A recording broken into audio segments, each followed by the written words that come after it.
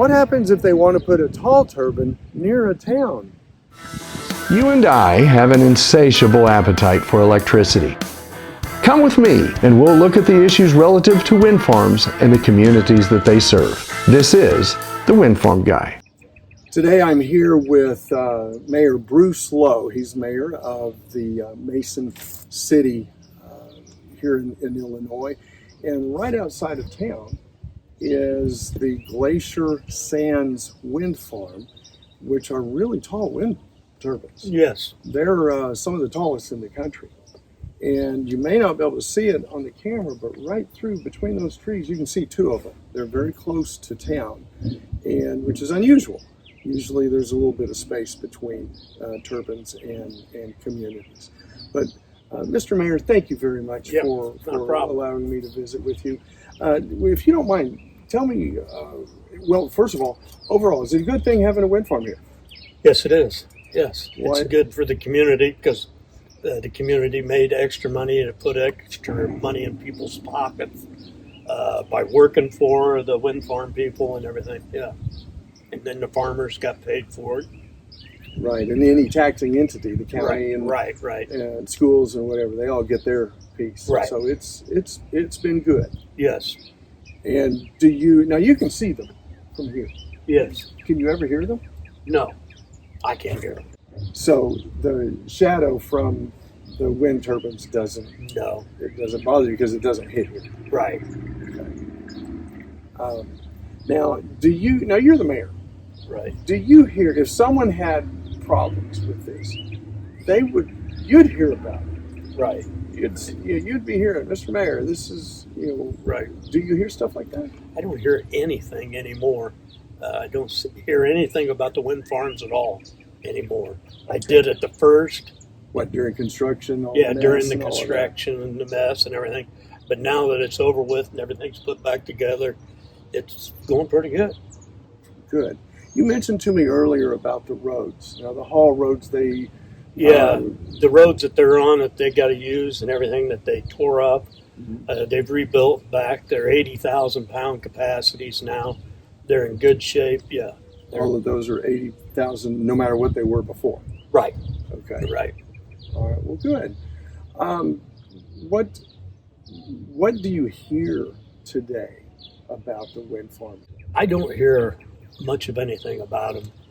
I got a buddy that's a farmer and he talks about it once in a while, but no. He makes pretty good money off of them. He's satisfied. And he's got them a lot closer than what we do here.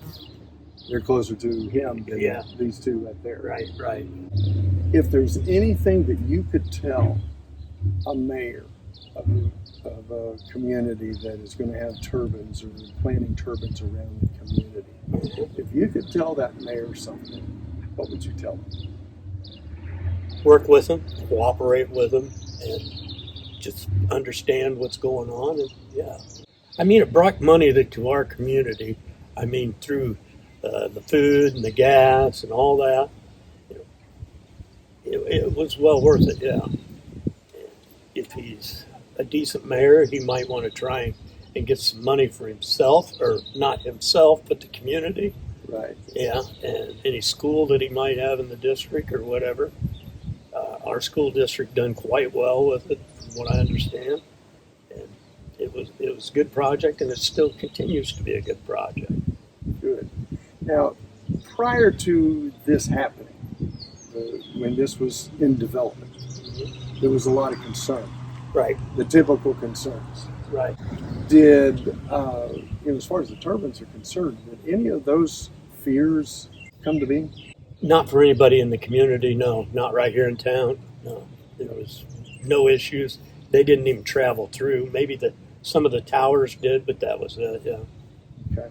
I think they brought in the wings of them from the Illinois River, and they offloaded them there and then just trucked them over and installed them. But no. So the fears and concerns that people had leading into the construction of this, and people have a lot. Right. But the good thing I'm hearing you say is those things never really manifested themselves the residents here are not having to deal with any sound or light issues or anything like that? No, not. No. Okay. Now, when this was built, they may, except for one turbine down in Texas, these may have been the tallest ones in the country. You know, they're like the third tallest now, so they're still right up there. You can't tell the difference. There's another project the other side of town. Right. They're smaller turbines, and you can't tell the difference in the No, two. I can't. You can't tell that these are taller. No. Does it matter that these are tall, nearly 200 meters tall? No, I don't believe so. No.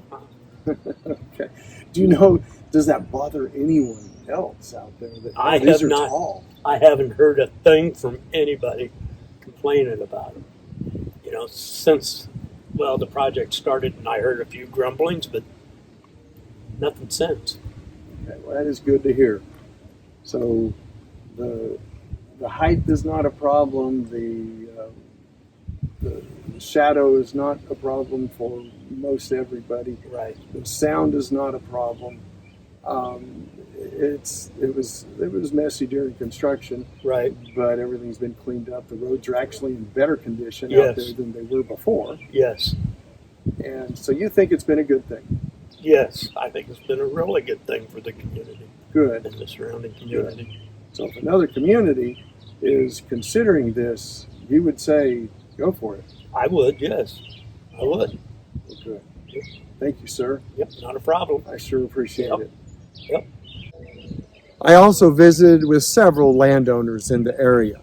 Jim is a farmer. He has 3 turbines on his property, and of course he loves that great revenue stream that comes with it, but he said farming around those is really not a big deal, and he farms around other turbines on other people's property as well.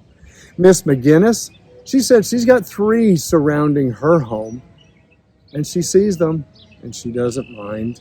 She hears them, and she doesn't even notice. The flicker hits her house, and it's not a big deal. She has not a single concern about the 3 turbines around her house.